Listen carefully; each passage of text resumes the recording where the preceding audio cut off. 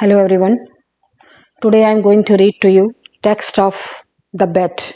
It is a short story written by Anton Chekhov. It is a very interesting story. So let's begin the story. It was a dark autumn night. The old banker was walking up and down his study and remembering how 15 years before he had given a party one autumn evening. There had been many clever men there, and there had been interesting conversations. Among other things, they had talked of capital punishment. The majority of guests, among whom were many journalists and intellectual men, disapproved of death penalty.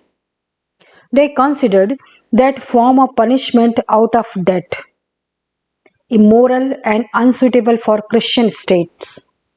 In opinion of some of them, the death penalty ought to be replaced everywhere by imprisonment for life. I don't agree with you, said their host, the banker. I have not tried either the death penalty or imprisonment for life. But if one may judge a priori, the death penalty is more moral and more human than imprisonment for life. Capital punishment kills a man at once, but lifelong imprisonment kills him slowly. Which executioner is the more human? He who kills you in the minute, or he who drags the life out of you in the course of many years?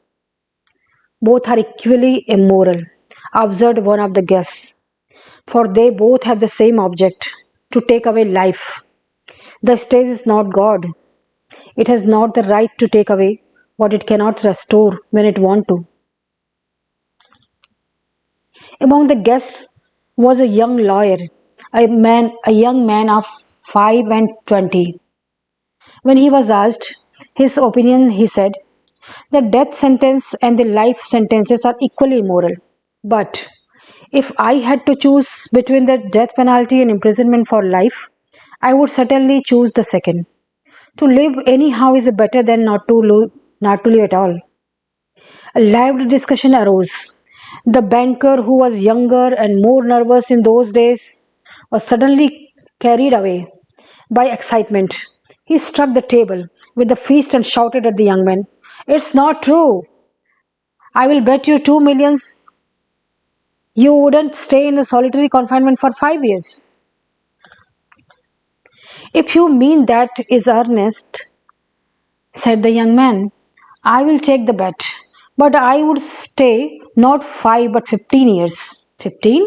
Done," cried the banker. "Gentlemen, I stake 2 million. Agreed. You stake millions, and I stake my freedom," said the young man. And this wild, senseless bet was carried out. The banker, spoilt and frivolous, with millions beyond his reckoning, was delighted at the bet. At supper, he made fun of young man and said, "Think better of it, young man, while there is still time. To me, 2 millions is a trifle, but you are losing 3 or 4 of the best years of your life." I say 3 or 4 because you won't stay longer. Don't forget either, you unhappy man, that voluntary confinement is a great deal harder to bear than compulsory. The thought that you have the right to step out in liberty at any moment will poison your whole existence in prison. I'm sorry for you.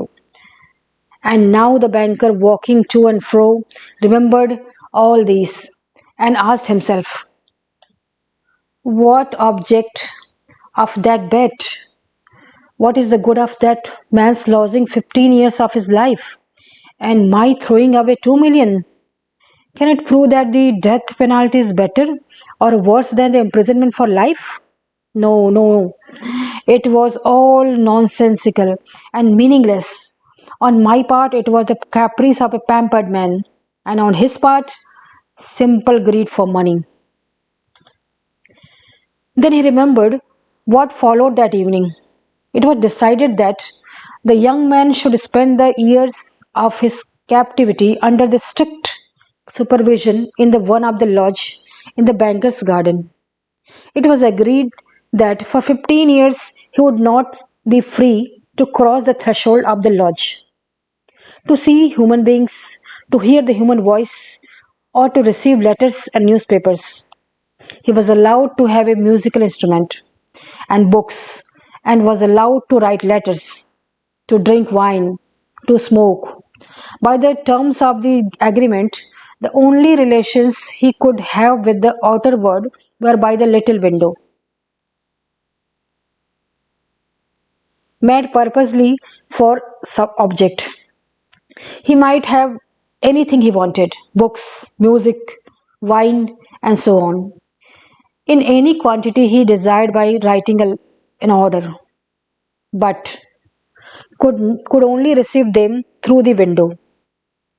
The agreement provided for every detail and every trifle that would make his imprisonment strictly solitary, and bound the young man to stay there exactly 15 years, beginning from 12 o'clock of November 14, 1870, and ending at the 12 o'clock of November 14, 1885. The slightest attempt on his part to break the conditions, if only 2 minutes before the end, released the banker from the obligation to pay him the 2 million. For the first year of his confinement, as far as one could judge from his brief notes, the prisoner suffered severely from loneliness and depression.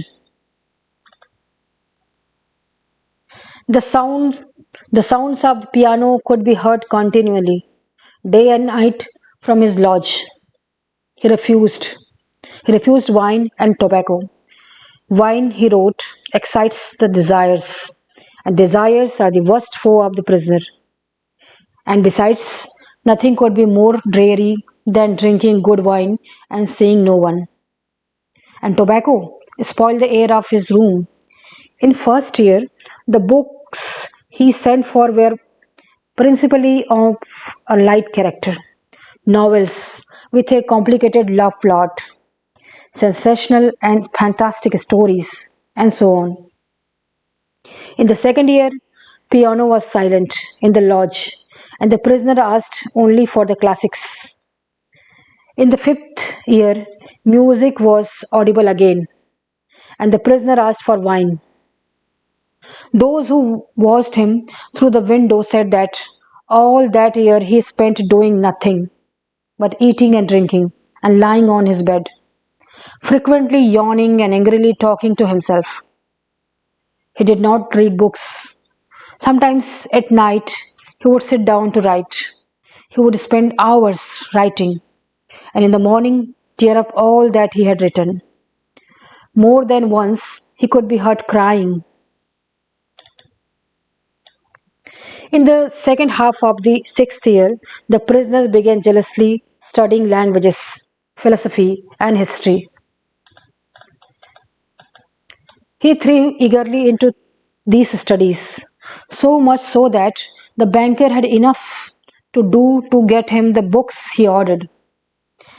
In the course of 4 years, some 600 volumes were procured at his request. It was during this period that the banker received the following letter from his prisoner. My dear jailer, I write you these lines in 6 languages. Show them to people who know the languages. Let them read them. If they find not one mistake, I implore you to fire a shot in the garden. That shot will show me that my efforts have not been thrown away. The, the geniuses of all ages and of all lands speaks different languages. But the same flame burns in them all. Oh, if you only knew what unearthly happiness my soul feels now from being able to understand them. The prisoner's desire was fulfilled. The banker ordered 2 shots to be fired in the garden. Then, after 10th year, the prisoner sat immovably at this table and read nothing but the gospel. It seemed strange to the banker that a man who in 4 years had mastered 600 learned volumes should waste nearly a year only one thin book, easy to comprehensions? Theology and histories of the religion followed the Gospels. In the last 2 years of his confinement, the prisoners read an immense quantity of books quite indiscriminately. At one time, he was busy with natural sciences. Then he would ask for Byron and Shakespeare. There were notes in which he demanded at the same time books on chemistry and manual of medicine, and a novel, and some treatise on philosophy or theology. His reading suggested a man swimming in the sea among the wreckage of his ship and trying to save his life by greedily clutching first at one spar and then at another. The old banker remembered all this and thought, tomorrow at 12 o'clock he will regain his freedom. By our agreement, I ought to pay him 2 million. If I do pay him, it is all over with me. I shall be utterly ruined. 15 years before, his millions had been beyond his reckoning. Now he was afraid to ask himself which were greater, his debt or his assets. Desperate gambling on the stock exchange, wild speculation, and excitability which he could not get over even in advancing years had by degree led to the decline of his fortune, and the proud, fearless, self confident millionaire had become a banker of middling rank, trembling at every rise and fall in his investments. Cursed bet, muttered the old man, clutching his head in despair. Why didn't my man die? He's only 40 now. He will take my last penny from me. He will marry, he will enjoy life, will gamble on the exchange, while I shall look at him with envy like a beggar and hear from him every day the same sentence. I am indebted to you for the happiness of my life. Let me help you. No, it's too much. The one means of being saved from the bankruptcy and disgrace is the death of that man. It struck 3 o'clock. The banker listened. Everyone was asleep in the house and nothing could be heard outside but the rustling of the chill trees. Trying to make no noise, he took from his fireproof safe the key of the door, which had not been opened for 15 years, put on his overcoat, and went out the house. It was dark and cold in the garden. Rain was falling. A damp cutting wind was racing down the garden, howling and giving the trees no rest. The banker strained his eyes, but could see neither the earth nor the white statues, nor the lodge nor the trees. Going to the spot where the lodge stood, he twice called the watchman. No answer followed. Evidently, the watchman had sought shelter from the weather and was now asleep somewhere, either in the kitchen or in the greenhouse. If I had the pluck to carry out my intention, thought the old man, suspicion would fall first upon the watchman. He felt in the darkness for the steps and the door, and went into the entry of the lodge. Then he groped his way into the little passage and lighted a match. There was not a soul there. There was a bedstead with no bedding on it, and in the corner there was a dark cast iron stove. The steel on the door leading to the prisoner's room were intact. When the match went out, the old man, trembling with the emotion, peeped through the little window. A candle was burning dimly in the prisoner's room. He was sitting at the table.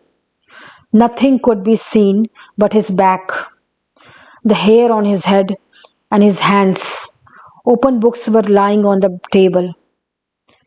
on the two easy chairs and on the carpet near the table. 5 minutes passed, and the prisoners did not once stir. 15 years imprisonment had taught him to sit still. The banker tapped at the window with his finger, and the prisoners made no movement whatever in response. Then the banker cautiously broke the seal of the door and put the key in the keyhole. The rusty lock gave a grating sound, and the door creaked. The banker expected to hear at once footsteps and a cry of astonishment, but 3 minutes passed, and it was as quiet as ever in the room. He made up his mind to go in. At the table, a man unlike ordinary people was sitting motionless.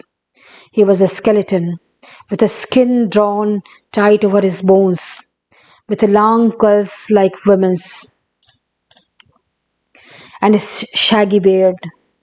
His face was yellow, with an earthy tint in it. His cheeks were hollow, his back long and narrow, and the hand on which his shaggy head was propped was so thin and delicate that it was dreadful to look at it. His hair was already streaked with silver, and seeing his emaciated, aged looking face, no one would have believed that he was only 40. He was asleep. In front of his bowed head, there lay on the table a sheet of paper on which there was something written in fine handwriting. Poor creature, thought the banker. He's asleep and most likely dreaming of the millions. And I have only to take his half dead man, throw him on the bed, stifle him a little with pillow, and the most conscientious expert would find no sign of violent death. But let us first read what he has written here. The banker took the page from the table and read as follows. Tomorrow at 12 o'clock, I regain my freedom and the right to associate with other men. But before I leave this room, see the sunshine, I think it is necessary to say a few words to you. With a clear conscience, I tell you, as before God, who beholds me, that I despise freedom and life and health, all that in your books is called the good things of the world. For 15 years, I have been intently studying earthly life. It is true, I have not seen the earth nor men, but in your books I have drunk fragrant wine. I have sung songs. I have hunted stages and wild boars in the forest, have loved women, beauties as eternal as clouds, created by the magic of your poets and geniuses, have visited me at night and have whispered in my ears wonderful tales which have set my brain in whirl. In your books, I have climbed to the peaks of the Elburz and Mont Blanc, and from there I have seen the suns rise, and I have watched at the evening flood the sky, the ocean, and the mountain tops with gold and crimson. I have watched from there the lightning flashing over my head and cleaving the storm's cloud. I have seen green forest, fields, rivers, lakes, towns. I have heard the singing of the sirens and the strains of the shepherd's pipes. I have touched the wings of comely devils who flew down to the converse with me of God.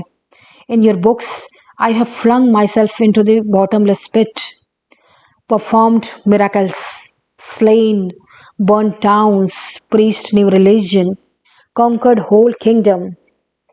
Your books have given me wisdom, all that the unerring thought of man has created in the ages is compressed into a small compass in my brain. I know that I am wiser than you, all of you, and I despise your books.